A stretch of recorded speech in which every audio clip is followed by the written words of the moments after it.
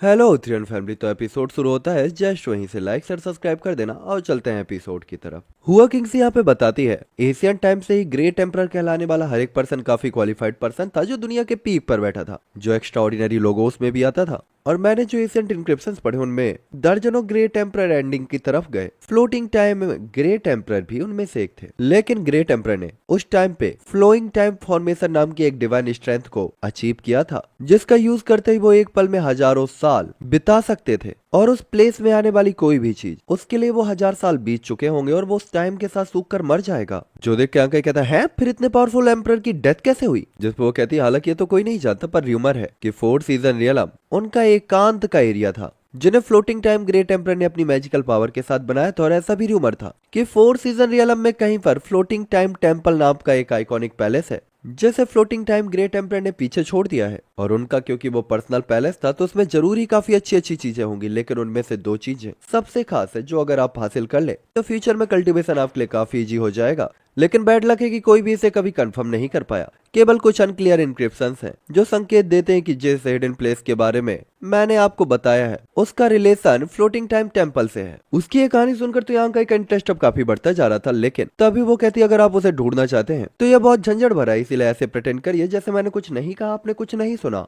तभी यहाँ का उसकी तरफ अपना हाथ बढ़ाता है, जो देखकर हुआ किंग से अलर्ट होकर कहती तुम क्या करने वाले हो। तभी यहाँ का कहता है नक्शा निकाल। हुआ किंग से तुरंत ही अपने स्पेस रिंग को ढककर कुछ कदम पीछे हट जाती है। यहाँ को एक अलर्ट तरीके से घूरते हुए कहती है मैं तुम्हें चेतावनी देती हूँ, अगर तुमने मुझे मजबूर करने की हिम्मत की तो मैं क्या, यहाँ कोई भी नहीं, चाहे तुम कितना भी चिल्ला लो कोई तुम्हें बचाने नहीं आएगा। और तो और मुझे बस एक विचार चाहिए और तुम ओबीडिएंट होकर अपने आप ये मैप मुझे दे दोगी। वो तुरंत ही कहती है बेशर्म दरिंदे मेरे पास मत आना, अगर तुम मेरे पास आए तो मैं चीखूंगी जोर से, मैं तुम्हें सबक सिखा दूंगी। हुआ किंगसी ने अपनी स्पेस रिंग से जानवर की खाल का एक टुकड़ा निकाला था और यहाँ का की तरफ गुस्से से फेंकते हुए कहा था तुम्हें मजा आ रहा है, एक बड़ा आदमी मुझ जैसी कमजोर औरत को धमका रहा है, क्या ये ज्यादा ही एम्बेरसिंग नहीं है। पर यहाँ के उसे सीधा इग्नोर करते हुए जानवर की खाल में बने उस मैप को देखता है जो हुआ किंग ने उसे दिया था, लेकिन इसमें कोई सुराग या सटीक लोकेशन दिखाई ही नहीं दे रही थी। पूरे फोर्थ सीजन रियलम को 4 पार्ट में डिवाइड किया गया था। स्प्रिंग हो गया, ऑटम हो गया, समर हो गया और विंटर हो गया। जैसा कि नाम वैसा ही वेदर या मौसम। ये तो डोरेमोन वाला हो गया बे।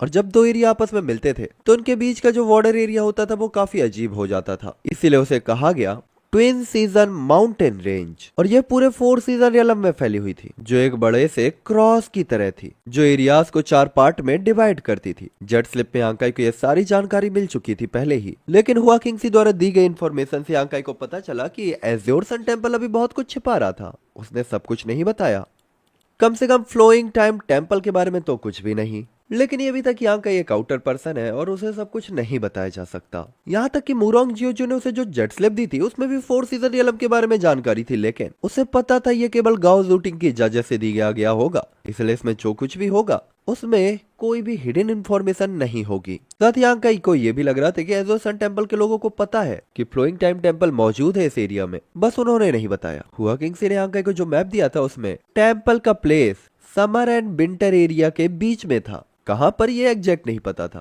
पर क्योंकि ये यांकाई की जर्नी के रास्ते पर ही था तो छोटा सा पड़ाव था, यांकाई रुक सकता था। मैप को सेफ रखने के बाद हुआ किंगसी को सिल्वर्ड पर्ल में वापस भेजने के बाद यांकाई अपने शिप को बुलाता और थंडर स्पीड के साथ विंटर रियलम की तरफ बढ़ना शुरू कर देता है या सीजन की तरफ। लगभग एक पूरे दिन की भागदौड़ के बाद यांकाई के सामने एंडलेस सी दिखने वाली लॉन्ग माउंटेन रेंज अपियर होती है। दूर से यांकाई समझ गया था कि यह माउंटेन हरी भरी है जिसमें गहरी घाटियां, घने जंगल, ऊंचे नीचे पहाड़ थे। लेकिन ये दो तरीके की थी, कुछ जो पहले वाली माउंटेन रेंजेस थी वो एकदम लाल लाल बीहड़ पहाड़ जैसी, तो कुछ पीछे वाली जो थी वो एकदम सफेद आइस से ढकी हुई। और उसके आगे यांकाई देख नहीं पा रहा था, लेकिन उसे एक स्ट्रॉन्ग कोल्ड ऑरा महसूस हुआ था। क्लियर था यही ट्विन माउंटेन रेंज होनी चाहिए। यहाँ का एक पल भी गवाए बिना आगे की तरफ बढ़ना शुरू कर देता है। यहाँ के एटमॉस्फेयर से यांकाई को घंटा ज्यादा फर्क नहीं पड़ रहा था और मैप पे दर्ज इन्फॉर्मेशन को अपने मन में याद करते हुए और जरा सा भी डिस्ट्रैक्ट ना होते हुए यांकाई फ्लोइंग टाइम टेम्पल को खोजना शुरू कर देता है। उसके थॉट काफी सरल थे क्योंकि फ्लोइंग टाइम टेम्पल का जो ओरिजिन था वो बेहद मिस्टीरियस था और जब से 4 सीजन रियलम पहली बार अपेयर हुआ तब से अब तक इसे खोजा नहीं गया, तो यांकाई को कोई उम्मीद नहीं थी कि वो इसे खोज पाएगा। इसीलिए यांकाई इसमें ज्यादा टाइम वेस्ट नहीं करना चाहता था। उसके लिए इसे ढूंढना अच्छा होगा, लेकिन अगर वो इसे नहीं ढूंढ पाया तो कोई बात नहीं। कुछ टाइम तक यहाँ बिताने के बाद वो सेकेंड सीजन यानी कि विंटर सीजन में एंटर करेगा, क्योंकि प्राइमरी टारगेट अभी भी ट्रबुलेशन या फिर डिस्ट्रक्शन फ्रूट था। इस माउंटेन और जंगल में कुछ मॉन्स्टर बीस्ट के मूवमेंट के भी यांग काई को ट्रेसेस मिलते हैं, लेकिन इनकी पावर बहुत ज्यादा नहीं थी। यांग काई भी इनसे ज्यादा उलझने की जहमत नहीं उठाता और इन्हें इग्नोर करके आगे बढ़ता है। कभी कभार कुछ रेयर मेडिसिनल इंग्रेडिएंट उसे मिल जाते जिसे वो आराम से इकट्ठा करता और सीलबंद पर्ल के अंदर मेडिसिन गार्डन में भेज देता। लगभग आधा दिन बीत चुका था। फ्लोइंग टाइम टेम्पल का कोई निशान नहीं मिला, लेकिन फायदा जरूर हुआ। हालांकि जब यांग काई खोजबीन कर रहा था और तभी अचानक उसकी नजर एक खास डायरेक्शन पे जाती और उस डायरेक्शन से दो फिगर आ रही थी। जहाँ एक नजदीक थी तो दूसरी दूर। ऐसा लग रहा था कि कोई भाग रहा है और कोई पीछा कर रहा है, पर यहाँ के उन्हें क्लियरली नहीं देख पा रहा था। लेकिन इस समय आगे जो पर्सन था उसके ऑरे से साफ पता चल रहा था कि उसे गहरी चोट लगी है। और जब यहाँ का ये खोजबीन कर रहा था तभी जंगल का एक जायंट मॉन्स्टर उसके सामने कूद पड़ता है, जो एक बड़ी सी लेजार्ड की तरह लग रहा था, जिसकी जीभ दो पार्टों में डिवाइडेड थी। शरीर लंबा था और पीठ पर दो धधकते लाल बिंग थे। सिर पे हीरे के आकार की आंखें निशान था, जो देखने पर काफी अजीब सा लग रहा था।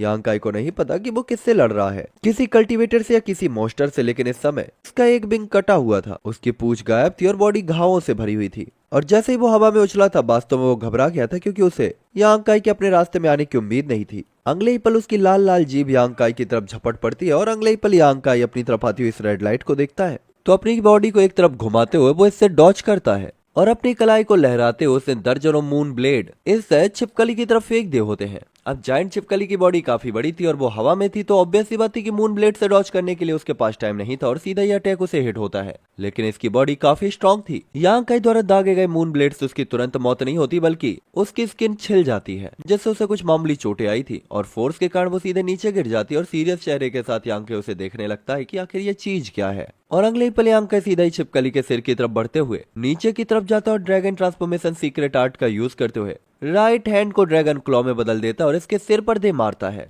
इस अटैक से हिट होते ही हड्डियों के टूटने की आवाज आती है और जायंट छिपकली की गर्दन अजीब तरीके से मुड़ जाती है। उसकी लाल जीभ बाहर आ गई थी और आंखें खून की तरह लाल हो गई थी। उस कुछ पल की छटपटाहट और तड़पने के बाद वो अकड़ जाती है।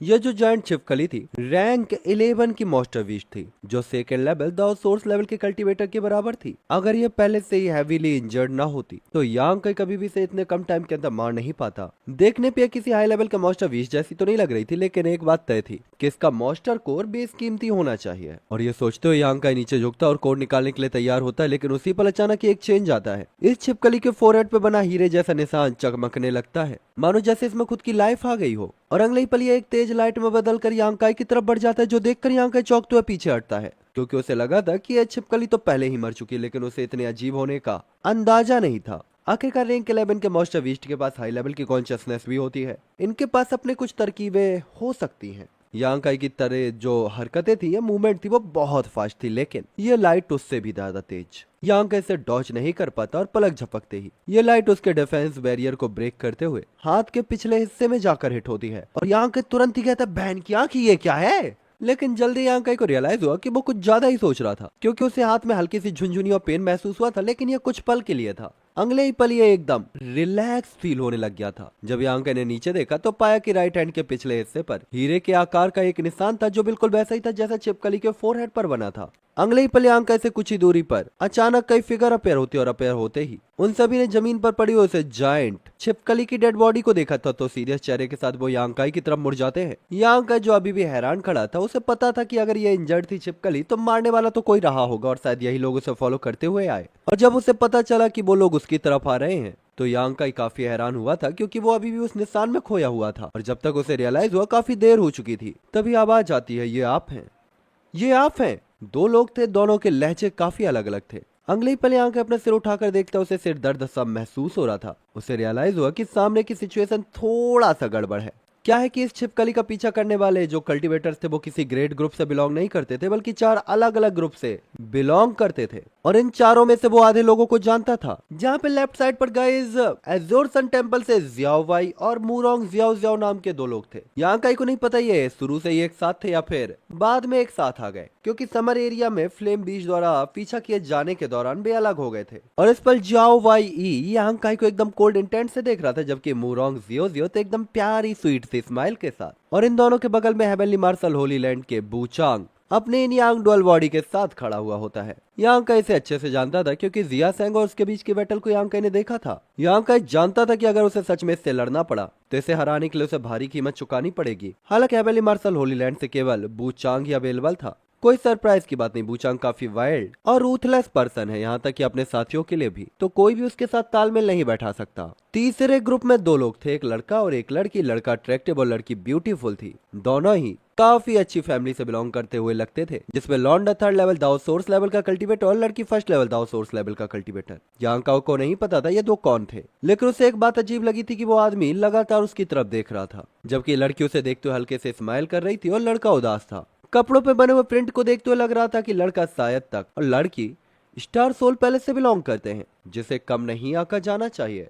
और अंत में बूचांग की तरह एक और पर्सन था जो अकेला था। यहाँ कैर उसे गौर से देखा, पर यह किसी बड़े सेक्ट से नहीं लग रहा था। कपड़े पर एक अननोन सा मार्क था, पॉसिबल था कि किसी छोटे से सेक्ट से आया होगा, लेकिन वो पर्सन तीनों ग्रेट सेक्ट का सामना करते हुए भी एकदम शांत था और फेयरलेस। तभी यहाँ का स्टार सोल पैलेस की उस लड़की की तरफ देखते हुए कहता है, क्या सिस्टर मुझे जानती हैं? क्योंकि अभी जो दो आवाजें आई थी उसमें एक जियो जियो की थी और दूसरी इस लड़की की थी, तो अगर ये यांकाई को नहीं जानती होती तो कैसे चिल्लाती? तभी लड़की हल्के से स्माइल करते हुए कहती, वो मुझे लगा कि तुम कोई और हो, मिसअंडरस्टैंडिंग हो गई। ये लेंजुन थी जिसने ऐसा इसलिए कहा था क्योंकि उसे यांकाई का चेहरा याद था, लेकिन स्वाभाविक तौर पर यांकाई उसे नहीं पहचानता था, क्योंकि 5 कलर ट्रेजर पैगोडा के अंदर लेंजुन ने एल्यूजनरी फेस का यूज करके अपना चेहरा बदल लिया था और उसकी रियल प्रेजेंस वहाँ नहीं थी, और यांका ने जो देखा वो नकली प्रेजेंस थी। दूसरी तरफ यांका एक पल के लिए हैरान होता है, लेकिन जल्दी खुद को शांत करते हुए जियो वाई और जियो जियो की तरफ मुड़ते हुए कहता है, दुनिया काफी छोटी है। जियो वाई के माथे पर नसें आ जाती है और वो तुरंत ही कहता है, क्या तुम मरना चाहते हो? तो मोरंग जियो जियो हल्के से स्माइल करके यांकाई को ग्रीट करती है, जिसपे यांकाई कहता है, तुम इतने ज्यादा अजीब क्यों हो? यहाँ सबका मिलना काफी रेयर है, क्या ये डेस्टिनी नहीं है?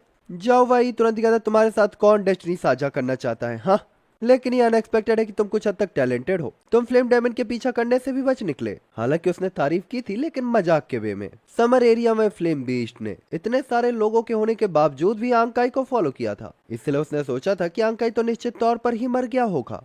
आखिर बू चांग को भी इस मॉन्स्टर ने भागने पर मजबूर कर दिया, तो दाओ सोर्स लेवल का फर्स्ट लेवल का यांकाई क्या ही खेत की मूली है। लेकिन अब यांकाई ट्विन माउंटेन रेंज में एकदम सेफली था, जो वास्तव में सरप्राइजिंग बात थी। फ्लेम बीच सुनते ही स्टार सोल पैलेस के लड़के और लड़की दोनों के चेहरे बदल जाते हैं। एशियंट इंक्रिप्शंस में उन्होंने इसके बारे में पढ़ा था, जो एक एम्परर लेवल का कल्टीवेटर था। बूचांग भी अपनी आईब्रो उठाता है और हैरानगी से यांकाई को देखता। वो समझ नहीं पा रहा था, इतना कमजोर सा कल्टीवेटर फ्लेम बीस्ट का पीछा करने से कैसे बच निकला। जो देख यहाँ के कहता, ओह ये कोई बड़ी बात नहीं, भागना तो मेरी काबिलियत है। और ऐसा कहने के बाद यहाँ का एम्बेरस फील नहीं करता, बल्कि प्राउड महसूस करता है। जैसे जियावाई तो उसे कुछ देर तक घूरता रहता है। तभी उस पर आवाज आती है, बस करो बकवास। अननोन सेट का काले कपड़े पहने हुए ये चूतिया सा लौंडा बीच में बात काटता कोल्ड वे में कहता, वो स्टार मार्क मुझे सौंप दो वरना मर जाओ।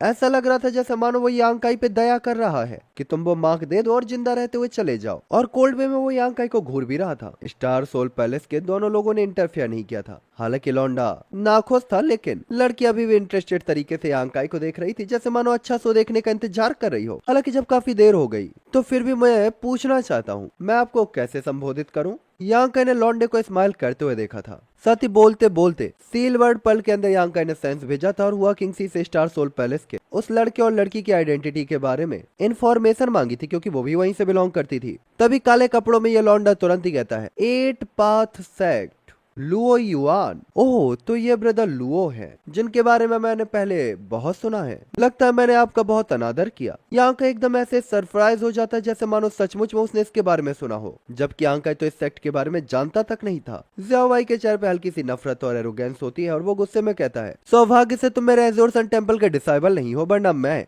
सेक्ट को साफ करने के लिए अब तक तुम्हें मार चुका होता। तभी यांकाई हंसते हुए कहता, ओह हो डूड, क्यों इतना सीरियस हो रहे हो? उसी पल उसे हुआ किंगसी से आंसर मिलता है और यांकाई हैरान रह जाता है कि स्टार सोल पैलेस के इस जोड़े का जो बैकग्राउंड है वो अनएक्सपेक्टेड है। ये लौंडा जियाओ यू यांग का लौंडा है, Xiao Chen. Xiao Yu Yang second level emperor level के पावरफुल पर्सन है और स्टार सोल पैलेस के सिल्वर स्टार इन बॉय, जो पूरे साउथ टेरिटरी में पॉपुलर हैं। और जैसा कि कहावत है, शेर जैसा बाप हो तो लौंडा भी शेर जैसा ही होता है। जियाओ युआंग पावरफुल और रिस्पेक्टेड पर्सन है, तो उसका लौंडा भी एक्स्ट्राऑर्डिनरी। उसे बूचांग, जियाओ सेंग, फुआंग बुफैन और अदर लोग और साउथ टेरिटरी के उभरते हुए सितारों में गिना जा सकता है। और जियाओ चैन क्योंकि उसका बैकग्राउंड पावरफुल है और टैलेंटेड भी, तो यह लड़की उससे भी ज्यादा टेरिफाइंग। यह वास्तव में ब्राइट मून ग्रेट एम्परर की इकलौती बेटी प्रिंसेस लैंजुन थी।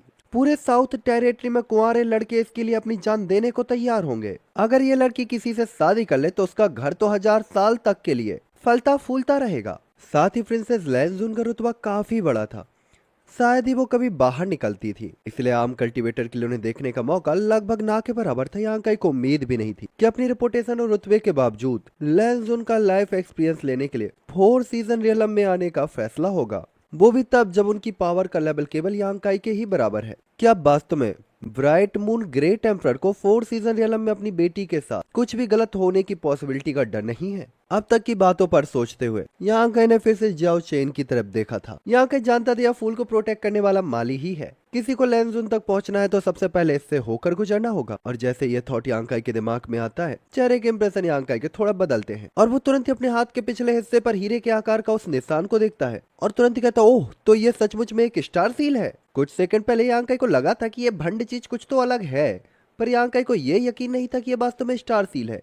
पर अभी अभी जब इस बंदे ने ये कहा कि ये स्टार सील हमें सौंप दो, तभी यांकाई को पता चला कि ये है। मतलब अपना भंड बंदा खुद हैरान है। अभी अभी यांकाई को एक धुंधली आशंका हुई थी कि ये सैटर्ड स्टार सी में इंटर करने का एक पास हो सकता है, पर बू चांग और अदर लोगों के बाद यह कंफर्म हो गया था और स्टार सील वास्तव में एक डेमन मॉन्स्टर के माथे पर अपियर हुई थी और यांकाई द्वारा उसे मारे जाने के बाद ये उसके हाथ में ट्रांसफर हो गई। यानी कि अभी सिचुएशन में इस मुसीबत से यांकाई के लिए बचना तो इम्पॉसिबल था। हालांकि यांकाई खुद को संभाल पाता कि तभी बूचांग अचानक पुकारते हुए कहता है, यांकाई बूचांग की तरफ पुकारता है, ब्रदर बूचांग, आप और बाकी के लोग साउथ टेरिटरी के फ्यूचर लीडर है, क्या आप सचमुच में एक छोटे से सेक्ट के अनजान से आदमी को अपने सामने इतना इगोइस्टिक व्यवहार करने देंगे? अगर ये बात फैल गई तो ब्रदर बूचांग की क्या ही इज्जत रह जाएगी। बूचांग यांकाई को देखता है पर जरा भी सीरियस नहीं लेता। हालांकि उसका बिहेवियर थोड़ा गुस्सैल था, पर थर्ड लेवल के दाव सोर्स लेवल का वॉरियर था, चूतिया थोड़ी था। भला कैसे नहीं समझ सकता था कि यांकाई बीच में ही फूट डालना चाह रहा है। वो तुरंत ही कहता, हालांकि मुझे इस बंदे की बात पसंद नहीं आई, लेकिन मैं उसकी बात से एग्री हूँ। स्टार सील मुझे सौंप दो, वरना मैं इसे खुद ले लूंगा। जो देख के यांकाई अपना सिर खुजलाते कहता है, मतलब तुम दोनों मुझे लूटना चाहते हो? जिसके बाद यांकाई लेंजुन और जियाओ चैन की तरफ देखते हुए कहता है, क्या आपका स्टार सोल पैलेस भी इस मामले में पार्टिसिपेट लेना चाहता है? जिस पे लेंजुन हल्के से स्माइल करते हुए कहती है, वो माफ कर देना, मैं तुम्हारी कोई मदद नहीं कर सकती, लेकिन हाँ, मैं इस बात की गारंटी दे सकती हूँ, मेरा स्टार सोल पैलेस तुम्हें नहीं लूटेगा। जियाओ चैन कुछ नहीं कहता, बस हल्के से अपनी नाक से कोड़ता और आंखों में एरोगेंस होती है जो गहरी हो गई थी। उसे समझ नहीं आता कि प्रिंसेस लेंजुन को इस अनजान आदमी की इतनी परवाह क्यों है। इसके अलावा यांकाई के कहे वर्ड्स ने उसे कुछ समस्याओं के बारे में पहले ही अलर्ट कर दिया था। लेंजुन द्वारा कहे जाने के बाद अब यांकाई थोड़ा सा हेल्पलेस महसूस करता है। तब यांकाई कहता, अगर पॉसिबल होता तो मैं ये स्टार सील खुशी खुशी आपको सौंप देता, लेकिन मुझे नहीं पता इसे हाथ से कैसे हटाना है। क्या आप दोनों के पास कोई सजेशन है? जिस पर बूचांग तुरंत ही कहता है, ये तो बहुत आसान है, बस अपना हाथ काट दो। लो युआन ने भी तुरंत ही कहा होता है, हाँ, तुम्हारा हाथ या तुम्हारी जान, एक चुन लो। यांकाई का चेहरा तो डर से पीला पड़ जाता और वो चिल्लाते कहता है, अबे मुझे दोनों चाहिए, क्या कोई तीसरा तरीका नहीं है? सेफ एकदम प्रोटेक्शन यूज कर लो यार। लो युआन कोल्ड वे में कहता है, इस दुनिया में इतना सस्ता सौदा कैसे हो सकता है? पर लगता है तुम्हें ये पसंद नहीं आया, तो चलो क्यों ना मैं तुम्हारी मदद कर दूं। और ऐसा कहते हुए तेजी से बढ़ते हुए यांकाई की तरफ अपने गोल्डन पाम अटैक को उसकी चेस्ट पर बढ़ा देता है। जैसे ही लुओ युआन ने यहाँ पे एक्शन लिया था, उसी पल बूचांग भी आगे की तरफ बढ़ता है। स्टार सील यांकाई के हाथ में थी, जो यांकाई को पहले मारेगा ये उसे ही मिलेगी, तो बूचांग सामने वाले बंदे को उससे आगे कैसे जाने दे सकता था। इसीलिए अचानक ही वो यांकाई के पीछे अपेयर होता है और उसका हाथ जो एकदम सफेद था, बेहद कोल्ड इंटेंट से ढका हुआ, यांकाई के पीठ को हिट करता है। थर्ड रैंक के दाव सोर्स लेवल के 2 क्रूअल अटैकों का सामना करते हुए साफ पता चल रहा था ये यांकाई को तत्काल मार देना चाहते हैं। मौजूद सामने वाले लोग ये कैसे देख सकते थे? आखिरकार स्टार सील हर किसी को चाहिए थी। मोरॉक जियाओ का चेहरा पीला पड़ जाता और वो जल्दी से चिल्लाते हुए कहती है, लिटिल ब्रदर यांग भागो। जियाओ भाई आईब्रो चढ़ाता है, चाहे उम्मीद ना की हो कि बूचांग और लू युआन इतने ज्यादा क्रूअल होंगे कि उसे जान से मारने के लिए अटैक कर देंगे। हालांकि वो यांकाई को पसंद नहीं करता था, यहाँ तक कि उसने कहा था कि वो यांकाई को सबक भी सिखाएगा। फिर भी ये सच था कि यांकाई एज़्योर सन टेम्पल के साथ आया था और उसे एज़्योर सन टेम्पल के कोटे से एक प्लेस मिला था। यांकाई द्वारा हासिल की गई कोई भी एक्स्ट्रा चीज स्टार सील टेम्पल को सौंपी जाएगी। तो इसी रीजन से जियाओ भाई चुपचाप तो यांकाई को मरते हुए नहीं देख सकता था, वरना एक बार जांच शुरू होने पर वो ये नहीं कह सकता कि उसे ये पता नहीं था। भले ही यांकाई की लाइफ और डेथ मायने ना रखती हो, लेकिन सेक्ट के अपने पर्सनल प्रॉफिट मायने रखते हैं। लेकिन बैड लक था कि जब तक बंदे ने रिएक्शन दिया था तब तक काफी देर हो चुकी थी। दूसरा लेंजुन का चेहरा थोड़ा सा पीला पड़ गया था, वो थोड़ी निराश दिख रही थी। उसके अकॉर्डिंग यांग काई निश्चित तौर पर मारा जाएगा और वो उसे नहीं बचा सकती, वरना बू चांग को नाराज कर देगी। जियाओ चेन जो किनारे से खड़ा होता कोल्ड वॉइस में कहता है, ओवर कॉन्फिडेंस की यही सजा होती है। अब बहन के घोड़े, तेरे पैजामे के नीचे जो स्थान विशेष है ना, उसमें अमरूद का पेड़ बो देगा वो। अगले ही पल एक बूम की आवाज आती है और जोरदार धमाका होता है। बू चांग, लू युआन, जिन्होंने यांग काई के ऊपर आगे और पीछे से अटैक किया था, एकदम हैरान रह जाते हैं। दोनों को एक साथ जबरदस्त झटका लगा था और अनजाने में दोनों ही कुछ दर्जन मीटर पीछे खिसक गए थे और फिर खुद को संभाला था। साथ ही दोनों हैरान भी थे। उसी पल जियाओ बाई, मूरोंग जियाओ जियाओ सामने का सीन देखकर हैरान रह जाते हैं। पास ही लेंसजुन भी हैरान थी और आंखें चमक रही थी, जबकि जियोचैन उलझन में कहता, ये हो क्या रहा है। दो भरते हुए सितारे लुओ युआन, बू चांग एक ही टाइम पे यांग काई पर अटैक कर रहे हैं। यांग काई को मर जाना चाहिए था क्योंकि नॉर्मल दाओ सोर्स लेवल का वॉरियर है, तो वो एक साथ इन दोनों के अटैकों से डॉज कैसे कर सकता है। और अब इन दोनों ने बिना किसी चेतावनी के साथ यांग काई पर अटैक किया था। सभी को यकीन था कि यांग काई पेला जाएगा, लेकिन अटैक होने के बाद पता नहीं हुआ क्या, पर बू चांग और लुओ युआन हवा में उड़े, जबकि यांग काई को कुछ नहीं हुआ था। जो देखकर वो तुरंत ही कहते, आखिरकार इसने क्या किया। उनके अकॉर्डिंग यांग काई तो अपनी जगह से हिला डुला तक नहीं था। हालांकि यांग काई का चेहरा थोड़ा पीला दिख रहा था, थोड़ी घबराहट थी, जैसे मानो वो बहुत ज्यादा डरा हुआ हो। बॉडी भी कांप रही थी, माथे से पसीना भी बह रहा था। सच बता रहा हूँ, ये चूतियापा कर रहा है लोगों को धोखा देने के लिए। हालांकि भले ही यांग काई कैसा भी कर रहा हो, लेकिन उसे कोई चोट नहीं लगी थी। जियाओ चैन तुरंत ही कहता, लिटिल बास्टर्ड, तुमने अभी क्या किया। इन दोनों का बिना किसी रीजन के पीछे जाना इम्पॉसिबल था, जब तक यांग काई ने कोई अटैक या टेक्निक यूज न की हो। उसे रियलाइज हो गया था कि यांग काई में कुछ तो गड़बड़ है। जबकि लुओ लेन तुरंत ही कहती है, इंटरेस्टिंग, ओह कितना प्यारा है ये वाली भी गई। हालांकि फर्स्ट लेवल के दाउर सोर्स लेवल की कल्टीवेटर थी, फिर भी ब्राइट मून ग्रेट एम्परर की अनमोल विरासत थी ये लड़की। उसे उनकी स्पेशल बॉडी कॉन्स्टिट्यूशन इनहेरिटेंस में मिली थी, बचपन से ही अपने फादर की पावर देखती आई थी, इसीलिए इसे नॉर्मल चीजें अट्रैक्ट नहीं कर सकती थी। इसकी समझ नॉर्मल लोगों से कहीं आगे की थी बिड़ू लोगों। और अगर ये यांग काई की तारीफ कर रही है, मतलब ये सच में सरप्राइज और इम्प्रेस है। उसने नोटिस किया था कि यांग काई की बॉडी एकदम एल्यूजनरी हुई थी, जैसे मानो वो गायब हो गया हो, और वो दोनों अटैक चूक गए थे। और जैसे ही वो दूर गए, आपस में टकरा के यांग काई वापस उसी जगह पर अपेयर हो गया। यानी कहा जाए तो ये अटैक यांग काई से नहीं बल्कि उनका एक दूसरे से टकराया था, जैसे मानो वो आपस में लड़े हों। लुओ लेन जुन तुरंत ही कहती, ये कैसी टेक्निक है, कितनी अजीब है। जिसके बाद वो लुओ युआन की तरफ देखते और मनी मन सोचने लगती है कि 8 पाथ सेक्ट में ऐसा मॉन्स्टर कब अपेयर हुआ। लगता है मेरे फादर ने जो कहा था वो सही है, किसी को कम मत समझो। नॉर्मल फाउंडेशन वाले लोग काफी ब्राइट फ्यूचर वाले हो सकते हैं। लुओ युआन उसका सबसे बेस्ट एग्जाम्पल था। और ऊपर से ये अजीब आदमी, ये कितना अजीब है। ये खुद को फट्टू दिखा रहा है, लेकिन निश्चित तौर पर ये फट्टू नहीं है। केवल चूतिया दिमाग वाले लोग ये मान सकते हैं कि ये वास्तव में डरपोक है। अरे हाँ, लेकिन इसका नाम क्या था। जैन उनको अचानक रियलाइज होता है कि उसे यांग काई का नाम ही याद नहीं है, लेकिन लड़की अब और क्यूरियस होकर यांग काई को देख रही होती है कि मेरा तो बाबू है ये। आखिर वू चांग भी अपने सदमे से उबर आता है और यांग काई पर नजर डालता है और लुओ युआन को धमकी देते हुए कहता है, क्या तुम मौत को दावत दे रहे हो। उसे क्लियरली रियलाइज नहीं हुआ था कि यांग काई उसके अटैक से कैसे बचा, लेकिन थोड़ा सोचने पर मोटे तौर पर पता लगा सकता था कि उसे हुआ क्या था। और अपने इगोइस्टिक बिहेवियर के कारण ये हर एक बंदे को चूतिया समझता था, इसलिए इसने इस चीज का पूरा जो टीकरा था वो लुओ युआन के ऊपर फोड़ दिया था। उसे लगा कि इसी बंदे ने उसके अच्छे काम पे दखल दिया और यांग काई बच गया। तब यांग काई कहता, मैं तुम लोग मेरे बारे में बात कर रहे हो। नहीं, मैं अभी मरना नहीं चाहता, प्लीज प्लीज मुझे मत मारो। और बात करते हो वो जियाओ वाई की तरफ मुड़कर कहता है, brother Xiao Wei, please please brother, Bu Chang से बात करो ना, उनसे कहो कि मुझे छोड़ दे, ठीक है। जो देखकर जियाओ भाई यांग काई को देखकर गुस्से से दांत पीसते हुए कहता, मेरा तो मन कर रहा है कि मैं तुम्हें खुद अपने हाथों से मार डालूं। लकीली यहाँ के एजोर सन टेम्पल का डिसेबल नहीं था, वरना ये सिचुएशन काफी एम्बैरसिंग होती। किसी भी सेक्ट में ऐसा चापलूस फट्टू डिसेबल होना एक एम्बैरसिंग थिंग थी।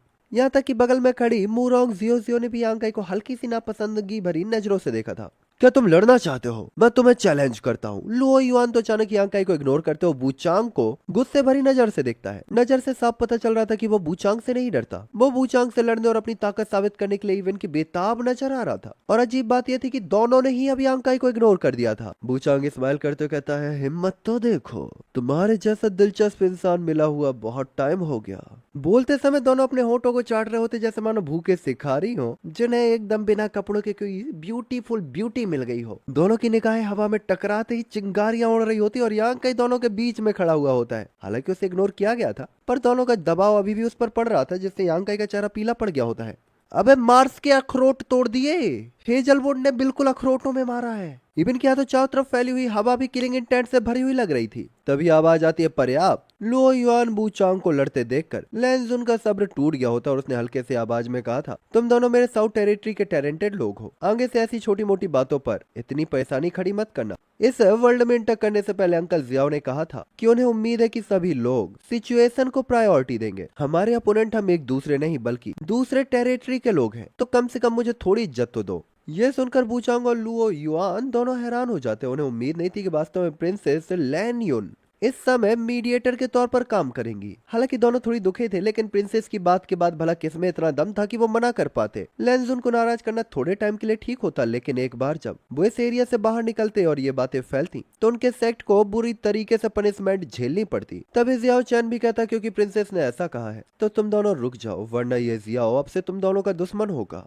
तब ये दोनों एक दूसरे की तरफ देखते हैं और कहते हैं तुम काफी लकी हो, एक साथ एक ही टाइम पे। और इसके बाद अपनी किलिंग इंटेंट को वापस ले लेते हैं और एक दूसरे को हल्के से देखते हैं। बूचांग लेंजुन से कहता है, इस बार मैं आपको रिस्पेक्ट दूंगा और इसकी परवाह नहीं करूंगा, लेकिन अगली बार अगर इसने ऐसा कुछ भी किया तो भले ही एम्पर यहाँ पे खुद भी मौजूद हो, मैं इस पर्सन को जरूर मार डालूंगा जिसे हेवन और अर्थ के बारे में कुछ नहीं पता। ऐसा लग रहा था इसकी नजर में हर एक बंदा ही चूतिया है। इवन के इस बंदे ने तो एज्योर सन टेम्पल और ऑर्थोडॉक्सी टेम्पल के लाइट डिसाइबल्स तक को इम्पोर्टेंस नहीं दी, तो भला वो 8 पाथ सेक्ट के लुओ युआन को कैसे रिस्पेक्ट दे सकता था। अगर लैनियो ने दखल न देती तो वो जरूर ही इसे मार देता। तभी लू युआन तुरंत ही कहता, मैंने हेवनली मार्शल होली लैंड के बूचांग के बारे में बहुत सुना था, लेकिन ऐसा लगता है कि उनकी जवान ही तेज चलती है। ये पर्सन ऐसा बंदा नहीं था जो चुपचाप सहन कर लेता, क्योंकि सामने वाले बंदे ने बोला है तो मैं भी बोलूंगा।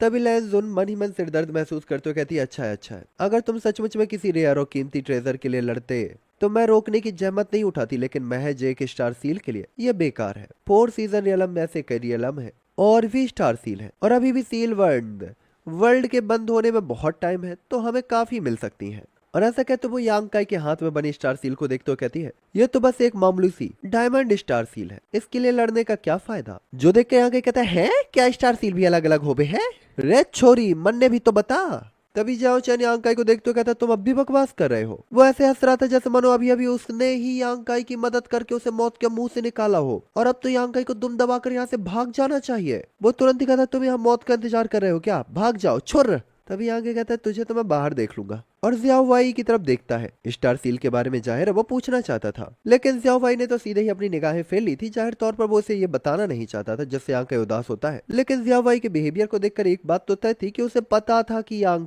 ये स्टार सील कितने टाइप की है। ये इन्फॉर्मेशन शायद फ्लोइंग टाइम टेम्पल के ओरिजिन जितनी इंपॉर्टेंट नहीं थी, लेकिन फिर भी जियाओ वाई शायद इसे रिवील नहीं करना चाहता था। बगल में मुरोंग जियाओ भी यांग काई को ऐसे देखती है जैसे मानो वो सॉरी कह रही हो कि मैं नहीं बता सकती, इसलिए यांग काई कुछ नहीं कहता। तभी लेंजुन कहती है, क्योंकि अब इस स्टार सील को अपना मास्टर मिल चुका है तो इसके बारे में भूल जाते हैं, चलो दूसरी स्टार सील खोजते हैं। इसे हिडन तौर पर यांग काई की मदद करने के तौर पर देखा जा सकता था, क्योंकि इन वर्ड्स के कहे जाने के बाद जब तक किसी को लेंजुन के चेहरे और पहचान की परवाह होगी तब तक वो यांग काई से स्टार सील छीनने की कोशिश नहीं करेगा। हालांकि Buchang Luo Yuan battle loving person थे, विद्रोही बिहेवियर था, लेकिन फिर भी उन्हें अपनी रिस्पेक्ट बना कर रखनी थी। बात खत्म होने के बाद बूचांग और लुओ युआन एक दूसरे को देखते हैं, जैसे मन ही मन एक दूसरे को मैसेज भेज दिया हो कि मुझे फिर कभी दोबारा मत मिलना वरना पछताओगे, और एक दूसरे की ओर पीठ करके जाने के लिए तैयार हो जाते हैं। लेकिन उसी पल अचानक एक चेंज होता है। ट्वेन माउंटेन वैली के डीप एरिया में एक अजीब सा भूकंप आया था, जिसने अपने साथ एक हल्की सी गड़गड़ाहट को भी अट्रैक्ट किया था। जैसे ही सबने मुड़कर चारों ओर देखा तो चेहरे पर शक भरे नजर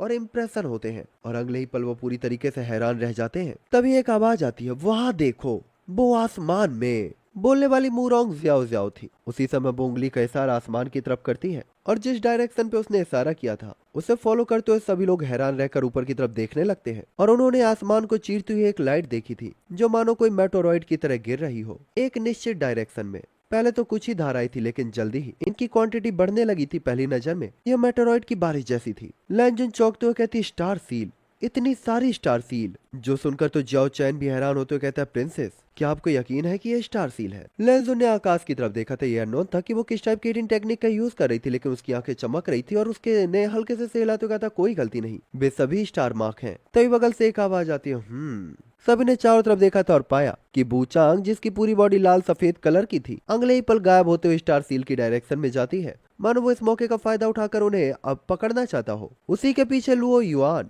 जियाओ वाई भी तुरंत ही कहता चलो चलते हैं, और मुरोंग जियाओ जियाओ के साथ चलने लगता है। वो 2-3 दिनों से 4 सीजन रियलम में थे और उन्होंने ट्विन सीजन माउंटेन रेंज में केवल एक ही स्टार सील देखी थी, जो उस मॉन्स्टर के माथे पर थी, जिसे बुरी तरीके से घायल उन्होंने किया था, लेकिन बाद में यांकाई को मिल गया। लेकिन अब अचानक इतनी सारी स्टार सील के अफेयर होने के बाद भला कौन ही पीछे हट सकता था। अगर हर कोई इक्वली बांटे भी तो सबके हाथ में और हिस्से में लगभग 6 से 7 स्टार सील पर्याप्त तौर पर आ सकती थी। और स्टार सील का मतलब था सैटर्ड स्टार सी के अंदर इंटर करने का बाउचर, जो किसी भी सेक्ट के लिए बहुत इंपॉर्टेंस रखता था। यानी कि हो ना हो, यहाँ कहीं भी सैटर्ड स्टार सी में एक दिन इंटर जरूर करेगा और वो जर्नी कमाल की होगी, जो मैं एक्सप्लेन करूंगा। तो बस मुझसे जुड़े रहना, लाइक शेयर सब्सक्राइब मार दो।